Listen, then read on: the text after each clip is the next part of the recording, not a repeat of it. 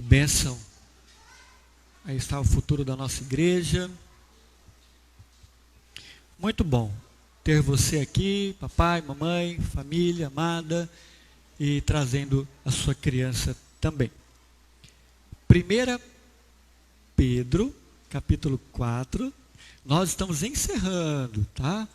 Paciência aí, estamos estudando a carta de Pedro, temos hoje mais 2 domingos e vamos encerrar essa primeira carta, belíssima carta, que nos ensina e que nos desafia a vivermos buscando a santificação em meio a dias ruins, em meio, lutando contra os dias maus. Nós estamos enfrentando dias maus. E Pedro, em toda a sua carta, nos encoraja para que possamos sempre olhar para Jesus e termos Jesus como modelo, como exemplo. Então nós temos hoje, vamos compartilhar aqui 1 Pedro 4, 7 até o verso 11, depois dia 13, o próximo domingo, e domingo depois 27. A gente encerra, 27 de dezembro, a gente encerra a carta de 1 Pedro, tá bom? Porque dia 20 é o nosso culto de Natal, teremos aqui uma breve reflexão. Cristo realmente é o nosso Natal. Então, você está convidado, desafiado para continuar conosco aí nesses domingos. Palavra de Deus que diz assim, 1 Pedro capítulo 4, a partir do verso 7, tá? Dando continuidade na nossa exposição de 1 Pedro. Ora, o fim de todas as coisas está próximo. Sede, portanto, criteriosos e sóbrios a bem das vossas orações. Acima de tudo, porém, tende amor intenso um para com os outros, porque o amor, ele cobre multidão de pecados. Sede mutuamente hospitaleiros, sem murmuração. Servi uns aos outros, cada um conforme o dom que recebeu, como bons despenseiros da multiforme, variada graça de Deus. Se alguém fala, se alguém pregue de acordo com os oráculos de Deus, de acordo com a palavra de Deus. Se alguém serviço, faça-o na força que Deus supre, na sua força que Deus supre, capacita, para que, qual o objetivo? Em todas as coisas, seja Deus glorificado, como nós cantamos, para que todos vejam quão grande é o nosso Deus. Amém? Parênteses aqui meu, tá? Por meio de Jesus Cristo, seja glorificado por meio de Jesus Cristo, a quem pertence a glória e o domínio pelos séculos dos séculos. Amém. Aleluia. Palavra poderosa de Pedro, palavra de Deus. Oremos mais uma vez, meus irmãos. Pai, em nome de Jesus, obrigado por essa noite. Privilégio de cantar louvores, como é bom cantar louvores ao Teu nome. Agora, abra o nosso coração, desvenda os nossos olhos, para que possamos contemplar aqui as maravilhas da Tua palavra. Precisamos de Ti. Tenha misericórdia de nós. Deus, que nada venha competir, que venha atrapalhar, Deus, a nossa meditação. Poucos minutos preciosos para a nossa vida. Paramos um pouquinho para ouvir do Senhor. Nos ajude. Pedimos isso por meio do Espírito Santo. No nome de Jesus. Amém. Amém, queridos. Meus irmãos, um dos grandes desafios da liderança cristã, ou da liderança evangélica, ou dos líderes religiosos, é como despertar a igreja de sua apatia espiritual. E é um grande desafio de todo líder despertar. Como fazer?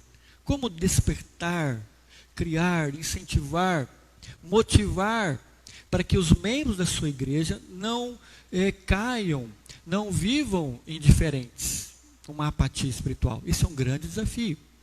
Como despertar a sua igreja, despertar a igreja de sua apatia espiritual. Especialmente, queridos, E a gente poderia apresentar vários motivos ou aplicações aqui, mas especialmente no que diz respeito exatamente à compreensão que estamos vivendo no fim dos tempos.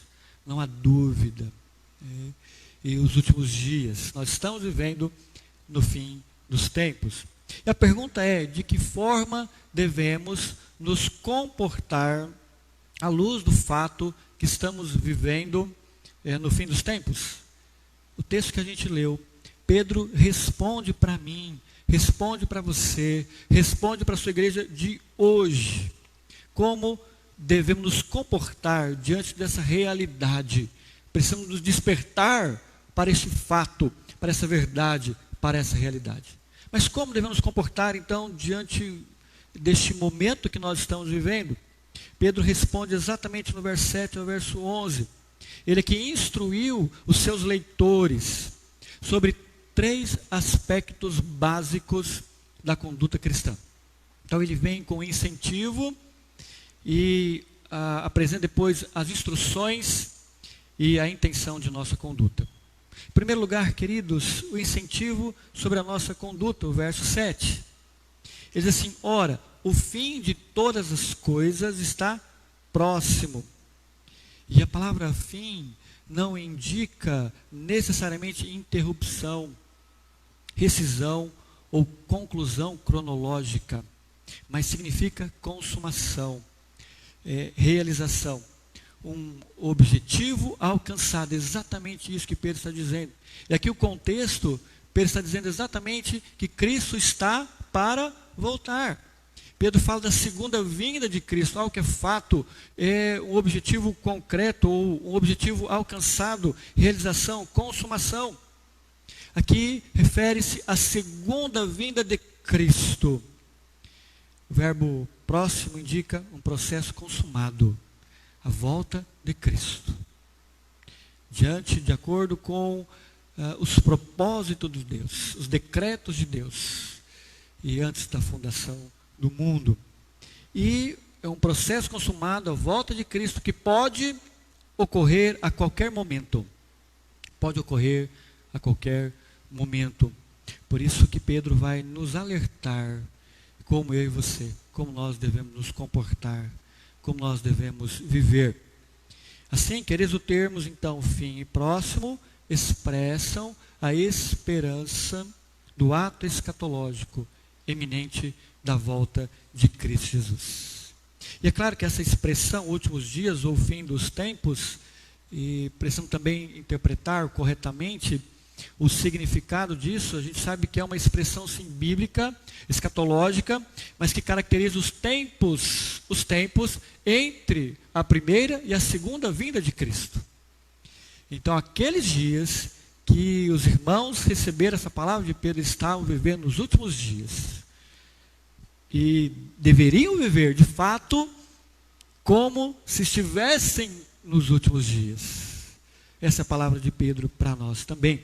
É claro que hoje, não sei se você já viu isso, mas a gente já viu, talvez você já ouviu também, muitos zombam, há alguns escarnecedores, ateus, e muitos zombam.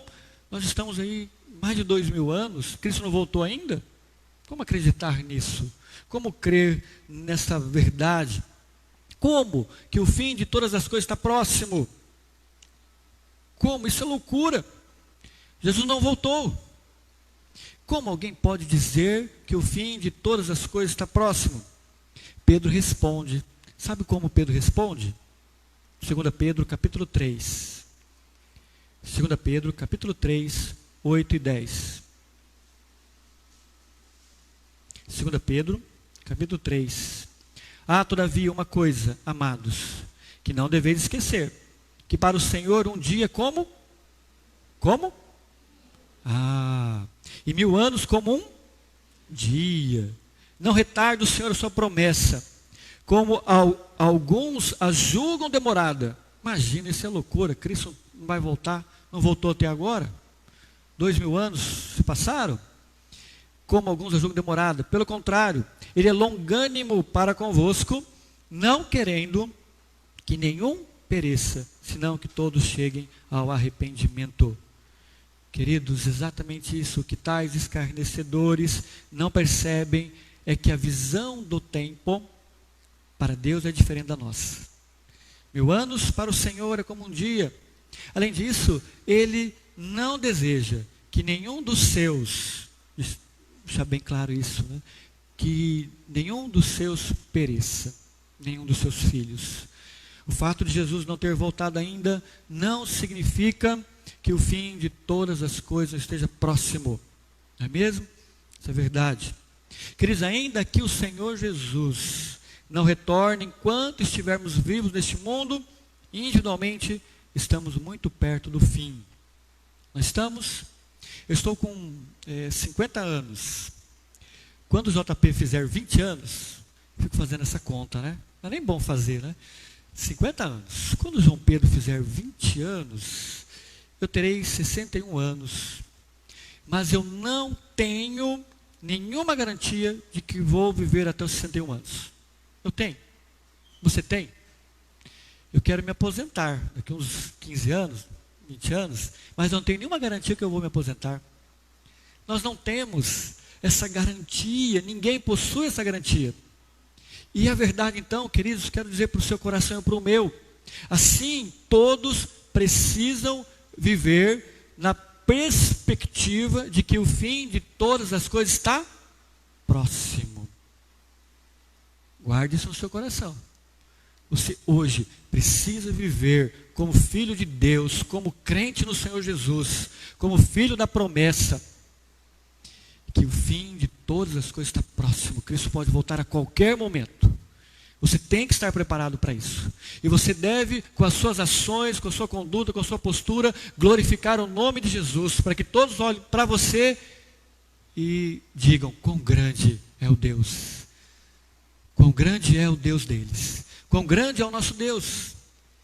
Queridos, à luz do retorno de Cristo e o desdobramento do julgamento do fim dos tempos, Pedro diz que devemos responder com certas ações específicas. Aí ele vem com uma instrução agora, em segundo lugar. Ele diz assim, olha só, capítulo 4, verso 5, dentro do nosso contexto.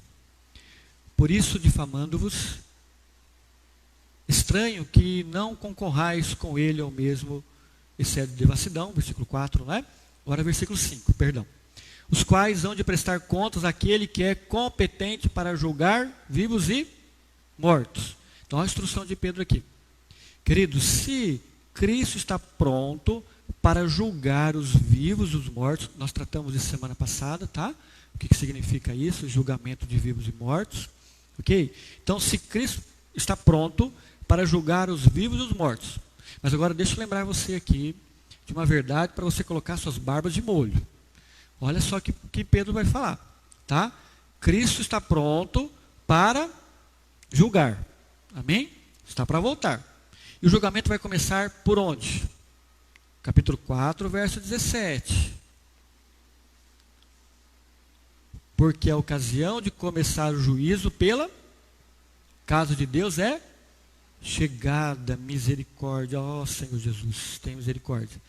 Então, se Cristo está pronto para julgar vivos e mortos, e se o julgamento vai começar por nós, se o julgamento vai começar pela casa de Deus, estão aqui, então aqui está como o povo de Deus deve se conduzir no fim dos tempos. 3 áreas específicas que Pedro coloca aqui: oração, amor e serviço. Estou lembrando você nessa noite dessa verdade, tá? Então, vamos voltar para o verso 7, capítulo 4, verso 7. 1 Pedro. O fim de todas as coisas está próximo. Sede, portanto, criteriosos e sóbrios a bem das vossas orações. 3 áreas específicas. O cristão, hoje, diante da volta de Cristo, fim dos tempos, o cristão deve glorificar a Deus através da oração. Oração glorifica a Deus, porque reconhece a fraqueza humana e a total dependência dEle. Amém? A oração glorifica, exalta o nome poderoso de Deus, porque reconhece que nós somos nada, não temos nada, somos limitados, fracos em todas as áreas, que carecemos totalmente de Deus, dependemos 100% de Deus. Se você não reconhecer isso, você está perdido. Ao levantar, ao realizar todas as suas atividades durante o dia, ao deitar, Senhor, tenha misericórdia de mim, que eu dependo do Senhor para viver. Dependemos do Senhor para todas as coisas. E a oração tem esse poder, tem essa característica, por isso ela glorifica o nome de Deus. Pedro, queridos, menciona duas qualidades que vão nos ajudar a manter a perspectiva correta diante da vinda do Senhor. Que ele fala especificamente o contexto da vinda do Senhor. Então a oração glorifica o nome do Senhor. Em primeiro lugar, ele diz assim: sede criteriosos. Criteriosos. A palavra criterioso deriva de um termo que significa literalmente estar na mente da pessoa certa, ou estar sob controle e não se deixar levar por opinião errada. A mente de Cristo, a mente cristã, deve ser claramente fixada nas prioridades espirituais. É isso que Pedro diz. Seja criterioso, orando com critérios. Mente voltada para Cristo, para as coisas de Cristo. E aqui especificamente, Pedro diz que todo cristão deve viver na expectativa da vinda do Senhor. É isso que todo cristão tem que ter na mente e no coração. Em segundo lugar, sede, portanto, sóbrios. A palavra sóbrio significa estar livre de influência de entorpecentes. Mas no Novo Testamento, ela é utilizada metaforicamente para a necessidade de vigilância quanto à volta de Cristo. Ela é utilizada no Novo Testamento exatamente para te alertar, para chamar a sua atenção, para que você vigie, seja sóbrio, um alerta sobre a expectativa da vinda de Cristo. E ao contrário disso, o oposto da palavra é permanecer dormindo. Paulo fala em Tessalonicenses: desperta tu que dormes, Cristo está às portas, orai sem cessar. Seja diante do Senhor 100%, com interesse de coração, de alma. Desperta tu que dormes. É necessário sobriedade e vigilância, pois esses dias são cruéis. O fim está próximo. Segundo outra perspectiva, Pedro fala que oração, nós glorificamos a Deus. E Pedro fala agora que o cristão deve glorificar a Deus através do amor. Versículo 8, 9. Acima de tudo, ele diz assim: acima de tudo, porém, tende amor intenso. Não é qualquer amor, e aqui o amor no grego, é ágape mesmo. Amor de entrega, de doação, altruísta. E a felicidade do outro em detrimento da minha, o bem-estar do outro em detrimento do meu bem-estar, amor de entrega, doação, e intenso amor. Pedro, queridos, ele admoesta aos seus leitores sobre a prioridade, antes de tudo, a prioridade do amor na vida da igreja, o contexto de igreja, entre os filhos, entre o corpo de Cristo, o amor intenso um pelos outros. Jesus disse que o amor um pelo outro é o seu novo mandamento, o sinal de que o mundo vai saber que somos seus seguidores. É o que Cristo fala. Meus queridos, esse é o contexto dentro da igreja. Falta de amor ágape, a falta de amor, o amor ágape de entrega, de doação, é o amor de Cristo por nós. A falta desse amor que existe no mundo nunca pode ser encontrado dentro da igreja. E é verdade que esse mundo não possui esse tipo de amor, porque ele vem de Deus, porque o próprio Deus é amor, faz parte da sua essência, do seu caráter. Mas a falta desse amor não pode ser encontrado dentro da igreja. E o que nós vemos todos os dias, a maldade nos corações, feminicídio, todos os dias você vê uma notícia de uma mulher, de ex-companheira, de ex-namorada, ex-esposa morta, estava vivendo um relacionamento abusivo, e o ex não quer que ela termine, pronto. E muitas outras coisas podemos pontuar aqui, a falta deste amor, brigas no trânsito, agressões, coisas tristes dentro das casas, de se ver. E Pedro, acima de tudo, a prioridade da igreja, ame uns aos outros de todo o coração, de toda a alma. O amor de Cristo, o amor como de Cristo. Cristo morreu pela sua igreja, ao ponto de eu ter a coragem e te amar tanto, você, meu irmão, de morrer no seu lugar. A igreja primitiva, nós encontramos isso. O relato de Atos diz que a igreja primitiva tinham tudo em comum.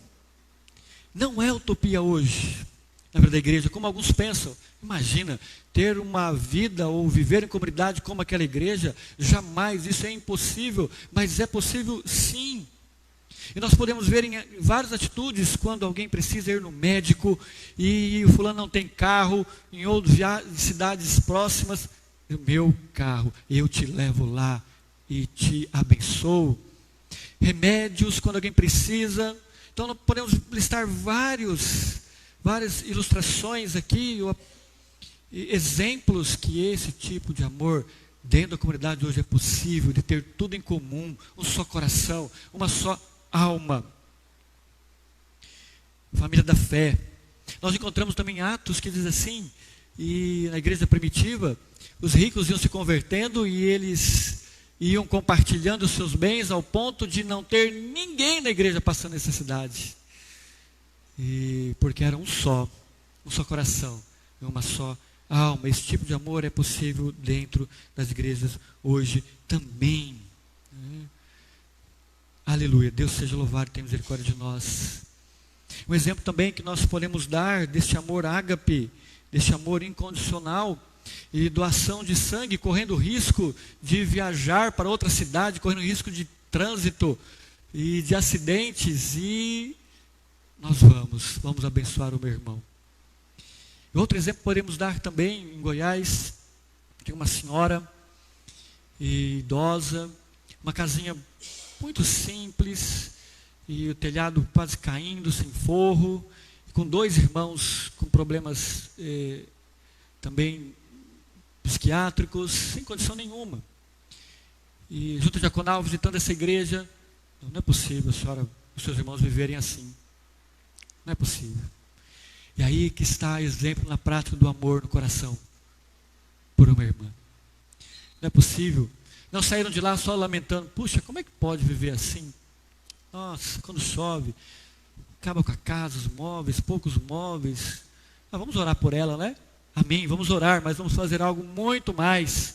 Vamos chamar a igreja, desafiar a igreja, vamos comprar tudo que precisa, vamos forrar essa casa, vamos trocar o telhado. E assim foi feito. Nova qualidade de vida para uma senhorinha indefesa. A justiça de Cristo feita, como Jesus faria. Exemplo de amor intenso, demonstrado na prática. Amor sacrificial. O amor é uma prova concreta de que amamos a Deus. Além do mais, Pedro diz que o amor na vida do cristão, repito, tem que ser intenso. Isso significa, queridos, que tal amor é sacrificial, não sentimental, e requer muito esforço, trabalho árduo. Esforço apesar até de alguma injúria ou incompreensão dos outros. E amor bíblico, esse tipo de amor, realmente muitas vezes, é mais uma questão de trabalho, atitude do que sentimento. E Pedro diz assim, que o amor cobre multidão de pecados. Olha que interessante no versículo 8. Claro que não é que ele ignora o pecado, não é nesse sentido. O amor se concentra ao afirmar pontos fortes em vez de criticar as fraquezas. É nesse sentido que Pedro nos diz que ele cobre multidão de pecados. Pedro ainda diz assim no versículo 9, sede mutuamente hospitaleiros, sem reclamação, sem murmuração. O que Pedro quer dizer? Que está dizendo aqui, o cristão não abre apenas o seu coração, mas também a sua casa. O amor do cristão não deve ser apenas intenso, mas também deve ser prático. Devemos compartilhar o nosso lar com os outros em hospitalidade generosa e sem murmurar. É claro que aqui no contexto, nos tempos do Novo Testamento, a hospitalidade era muito importante, porque havia poucas pousadas, e os santos perseguidos precisavam de um lugar para ficar, onde pudessem ser assistidos, encorajados, cuidados, protegidos, amados. Por isso Pedro coloca isso como a expressão do amor, um exemplo prático de quem ama incondicionalmente, e que não fique só no sentimento, mas que fique em ação verdadeira. O cristão, terceiro lugar, deve glorificar a Deus através do serviço, Pedro diz no versículo 10 e no versículo 11. Servir uns aos outros, cada um conforme o dom que recebeu, como bom despenseiro da multiforme graça de Deus. Pedro declara, servir uns aos outros, cada um conforme o dom que recebeu. Cada cristão deve colocar o dom que recebeu a serviço de todos, porque todo cristão é um despenseiro da graça de Deus, é um mordomo da graça de Deus, despenseiro da graça de Deus, dom espiritual que vem do Senhor. Eu quero tratar sobre os dons, aqui é uma lista dos dons, não é isso o meu objetivo nessa noite, mas quero só lembrar você, dentro desse contexto, de como nós devemos viver, e como se fossem os últimos dias. Cada cristão tem pelo menos um dom espiritual que deve usar para a glória de Deus e a edificação da igreja que Deus confiou. Deus nos confiou esses dons para que possamos usá-los para o bem da sua igreja. Aleluia por isso. Ele mesmo nos dá a capacidade espiritual para desenvolver e sermos fiéis servidores da igreja. Ele diz, como bons dispenseiros da multiforme graça de Deus. E o versículo 11, ele vai nos apresentar quais os propósitos de tais dons, como devem ser usados. Vou fazer essa menção aqui rapidamente. Pedro dividiu aqui o serviço cristão em duas categorias gerais: aquele que fala e aquele que serve, aquele que ministra e aquele que serve. Quem fala vai ministrar através da pregação, do ensino, aconselhamento e discernimento. Quem serve ministrará através das áreas como administração, oração ou misericórdia. Essas duas funções gerais dos ministérios muitas vezes sobrepõem. E ambos os grupos aqui listados funcionam através da dependência graciosa da provisão de Deus. É o que ele diz. Se alguém fala de acordo com a palavra de Deus, os oráculos de Deus. Em outras palavras, se Deus nos deu o dom de falar, devemos falar no poder do Espírito Santo. O cristão não deve falar não o que pensa, mas o que Deus declarou em sua palavra, os oráculos. Devemos falar como se Deus estivesse falando. Então a tarefa é expor a revelação que já foi terminantemente concedida. Alguém serve, faça na força que Deus supre. Aqueles que servem deverão fazê-lo na força de Deus, o que aponta para a total dependência do Altíssimo. Amém. E terceiro e último lugar, queridos, a intenção sobre a nossa conduta. Versículo 11, parte B. Em todas as coisas, para que, em todas as coisas, finalzinho do versículo 11, seja Deus glorificado por meio de Jesus Cristo, a quem pertence a glória e o domínio pelos séculos dos séculos. Amém. Amém e amém. Aqui está a intenção sobre a minha conduta e a sua conduta: glorificar o nome do Senhor. Glorificar o nome do Senhor. Nós somos criados para glorificar o nome do Senhor. Em todas as coisas, em todas as ações, em todo o pensamento, em todas as atitudes, para a glória do nome do Senhor Jesus. A palavra glória tem a nuance de magnificência, excelência, preeminência, dignidade ou graça.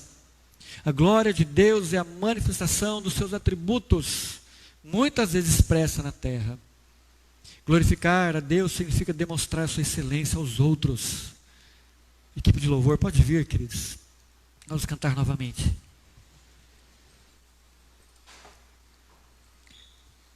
Sei que falei muitas coisas aqui. Talvez fique gravado apenas algumas. Mas eu quero que você saia daqui gravando isso no seu coração. Glorificar a Deus significa demonstrar sua excelência aos outros. Quando os cristãos, eu e você, quando os cristãos apropriadamente glorificam a Deus, as pessoas devem exclamar: que grande Deus é esse. Guarde isso no seu coração, leve isso para o seu trabalho, leve isso para a sua casa, leve isso para onde você for. Quem você é, assuma a sua identidade e tenha isso no seu coração: eu vivo para glorificar a Deus. Que as pessoas possam ver Cristo através de mim, que a luz de Cristo possa brilhar através de mim. E a nossa motivação no serviço, como na oração e no amor, deve ser a glória de Deus. Tão somente a glória de Deus. Alguns até fazem, talvez para satisfazer o seu próprio ego, para reconhecimento, mas logo ele fica frustrado, porque é para a glória de Deus, glorificar o nome do Senhor. Concluindo, queridos, ora, o fim de todas as coisas está próximo. Por isso a igreja deve glorificar a Deus através da oração, através do amor, através do serviço. Glorifique o nome de Deus através da sua oração incessante. Diante da realidade que nós estamos vivendo, hoje pode ser o meu último dia. Não sabemos, não temos garantia de nada.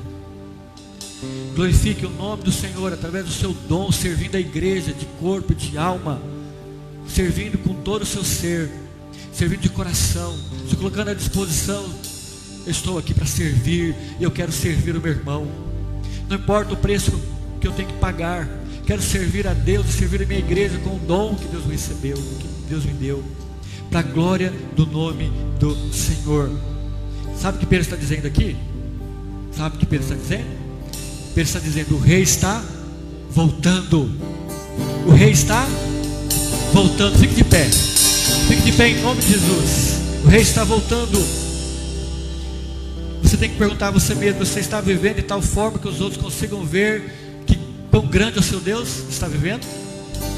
Responde para o seu coração aí, tá?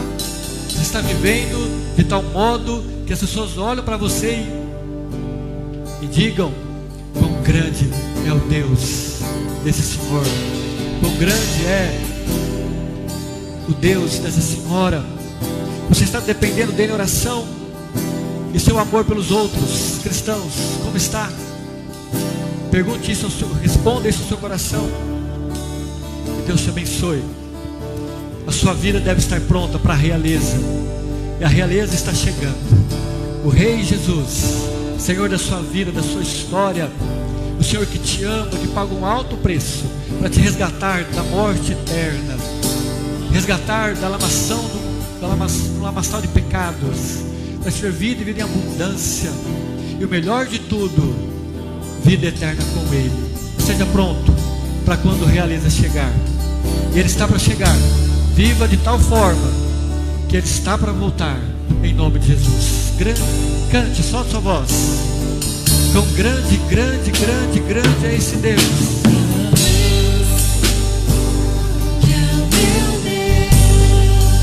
Quão grande, reconheça Ele.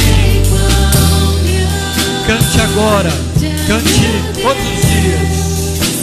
E todos hão de dizer: quão grande, majestoso, glorioso, Senhor do universo.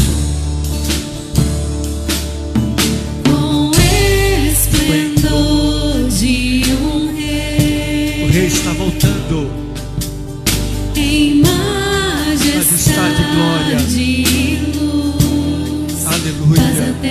manifestar a sua glória, a sua salvação Faz a terra se alegrar. sobre a sua vida, sobre a sua história. Ele é a própria luz. Ele é a luz, Ele é o amor, Ele é a salvação, Ele é a solução de todos os problemas. Tremer com sua voz, Não tem igual, com sua voz. não tem melhor.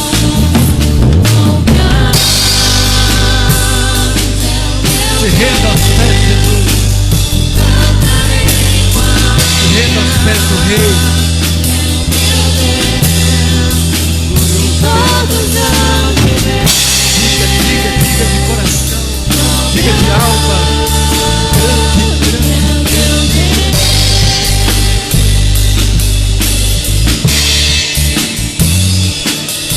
Por gerações Ele é.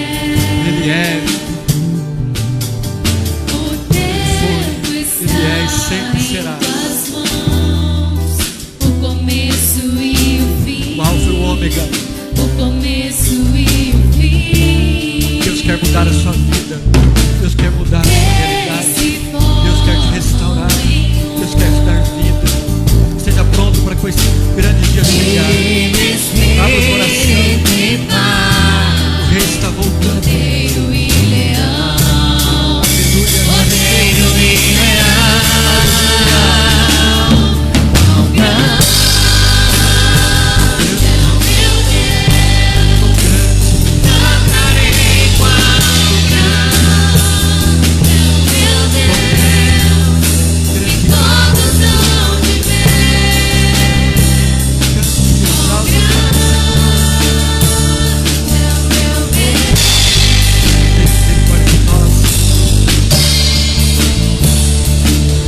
Sobre todo nome é você. Sobre todas as coisas, Tu és digno do louvor. glorificado seja o teu nome. Tu és Eu maravilhoso, cantarei quão tu és grande majestoso.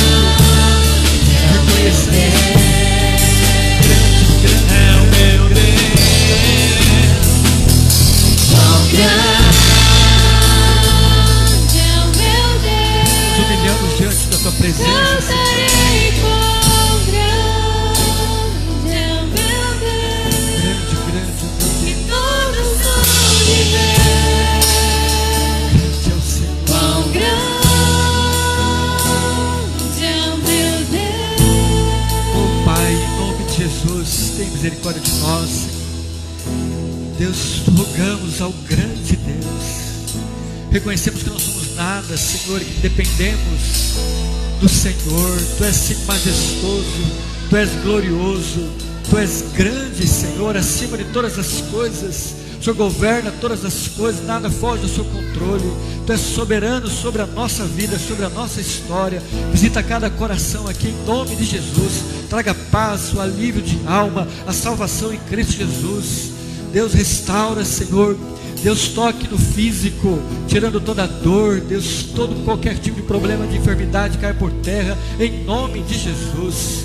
Qualquer tipo de problema nós colocamos diante do Senhor e apresentamos a tua igreja, cada vida que aqui está, nossos convidados, diante do trono da graça do Senhor. Deus, visite, Senhor, restaure, em nome de Jesus. Nos dê uma semana de paz, uma semana de alegria, uma semana de vitória, Senhor, em tudo que nós realizarmos, e que todos possam olhar para nós e falar e gritar quão grande é o nosso Deus. Possamos dizer isso todos os dias. Não há nada superior, não há nada que pode deter o grande Deus. Não há doença nenhuma, não há enfermidade nenhuma, não há problema que o Senhor não resolva. Tu és o soberano Deus. Grande é o Senhor. E que possamos nos render aos teus pés todos os dias, com temor e tremor, com humildade, Senhor, diante de nos reconhecendo que o Senhor é grande, que o Senhor é soberano, que o Senhor tem o melhor para nós, o melhor para a nossa vida. Abençoe, abençoe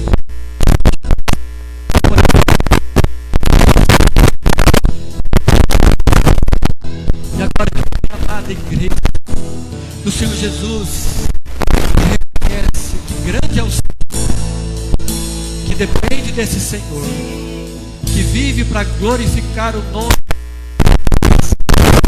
maravilhosa graça, nosso Senhor e Salvador, Cristo Jesus, e o amor de Deus Pai,